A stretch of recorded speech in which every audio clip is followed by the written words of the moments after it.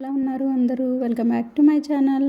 ఈరోజు నేను చేసిన వంట వచ్చేసి చికెన్ ఫ్రై అండి. ఇది చూడండి ఎంత బాగా వచ్చిందో. ఇదైతే హోటల్ స్టైల్లో వచ్చింది. మీరు కూడా ట్రై చేస్తే మీకు కూడా వస్తుందండి. Please watch full video. మీకు నచ్చినట్టయితే లైక్ చేయండి అండ్ సబ్స్క్రైబ్ చేయండి. ఇది పప్పుచారులోకి రసంలోకి అయితే సూపర్ టేస్టీగా ఉంటుందండి. కాంబినేషన్ అయితే ఎలా చేయాలో చూద్దాం. ఇప్పుడు చికెన్ని వాష్ చేసుకొని పెట్టుకుంటాం కదా, దాంట్లో మనకి చికెన్కి ఎంత సాల్ట్ అయితే కావాలో అంత సాల్ట్ వరకే వేసుకోవాలి. దీంట్లో వేసి పసుపు అండ్ అల్లం పేస్ట్ వేసేసి బాగా మ్యాగ్నేట్ చేయాలి. బాగా కలిపేసి అన్నిటికీ ఆ సాల్ట్ అనేది అల్లం పేస్ట్ అనేది పట్టాలన్నమాట.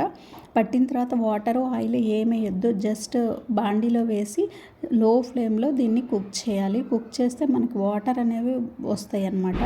అవి ఒక సైడ్ పెట్టేసుకొని మనకి కావాల్సిన మసాలా దినుసులు ఇక్కడ పేస్ట్ చేసుకున్నాము. ఫస్ట్ ధనియాలు 2 స్పూన్స్ వేసుకున్నాను. 4-5 లవంగాలు, చెక్క 2 వేసుకున్నాను చిన్న పీసెస్. ఇవి ఫ్రై చేసుకోవాలి.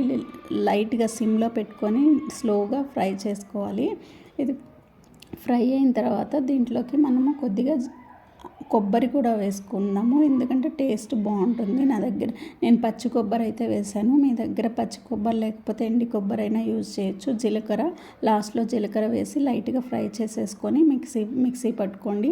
ఈ మిక్సీ జార్ అయితే నేను బటర్ఫ్లై యూజ్ చేస్తున్నాను. దీనికి డైరెక్ట్గా స్టోరేజ్ కూడా వస్తుంది అన్నమాట. క్యాప్స్ ఇచ్చారు, ఎక్స్ట్రా క్యాప్స్.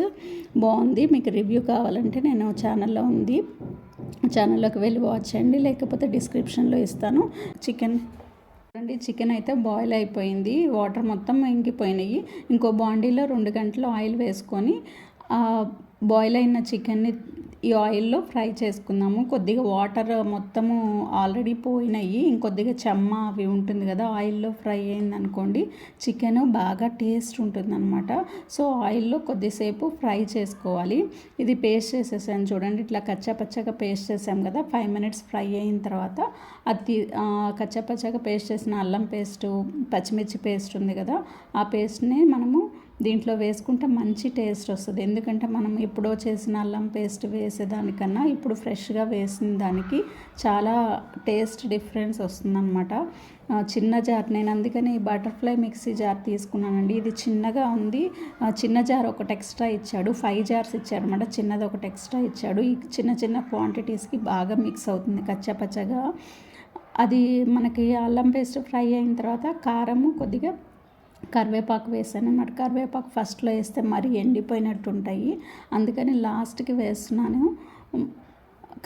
కారం ఎక్కువ వేయద్దు. ఆల్రెడీ పచ్చిమిర్చి మనము పేస్ట్ చేసాం కదా, దాన్ని చూసుకొని కారం ఎంత పడుతుందో అంత కారమే వేసుకోవాలి. తర్వాత మనము ధనియాల పౌడర్ ఆల్రెడీ పౌడర్ చేసి పెట్టుకున్నాము కదా, ఇందాక ధనియాలు అవన్నీ మిక్సీ వేసుకున్నాం కదా, ఆ మిక్సీ వేసిన పౌడర్ కూడా వేసేసుకుని ఒక 5 మినిట్స్ మనము మూతపెట్టి ఫ్రై అవనిచ్చామనుకోండి బాగా ఫ్రై అవుతుంది అన్నమాట. ఆ మసాలా అంతా చికెన్కి బాగా పడుతుంది. సిమ్లోనే పెట్టి చేయాలండి. ఇదంతా సిమ్లో పెట్టి చేస్తేనే మనకి టేస్ట్ బాగుంటుంది. కొద్ది గ్రేవీ కలుపుకోవడానికి కూడా వస్తుంది అన్నమాట. ఆ గ్రేవీతో కూడా కొద్దిగా 2 ముద్దలు తిన్నా కానీ చాలా టేస్ట్గా ఉంటుంది. పప్పుచారులోకి అయితే చాలా బాగుంటుందండి. ఒకసారి మీరందరూ ట్రై చేయండి. ఎలా ఉందో చేసి కామెంట్ చేయండి. ప్లీజ్ సబ్స్క్రైబ్ చేయటం మాత్రం మర్చిపోవద్దు. లైక్ చేయండి అండ్ సబ్స్క్రైబ్ చేయండి. Thank you for watching full video. Thank you so much.